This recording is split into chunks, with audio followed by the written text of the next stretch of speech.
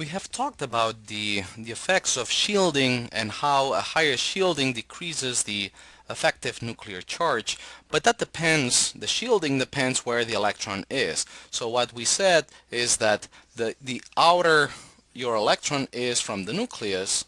That's an horrible picture. Let me start again.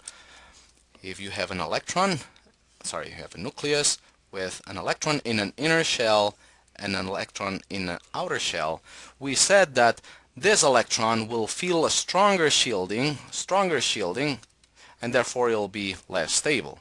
This electron will feel less shielding, it will feel a stronger nuclear charge, therefore it will be more stable. Well, how does that justify the difference between 2s and 2p? Which one is closer to the nucleus? We just said that if n equals 2, that's the size of the orbital. In principle, the 2s and the 2p should have the same distance to the nucleus.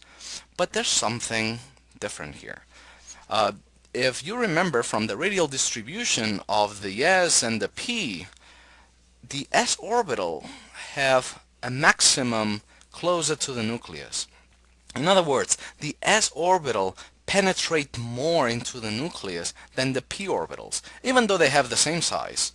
This means that if the distance to the nucleus overall is smaller, the effective nuclear charge on the s orbitals, because they experience less shielding, because they are closer to the nucleus, the effective nuclear charge will be larger. Therefore, it will be more stable.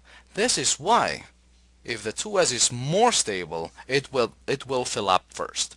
That's the only reasoning to explain why we first fill up s orbitals and then p orbitals. Okay, the same goes for the difference between 3s and 3d.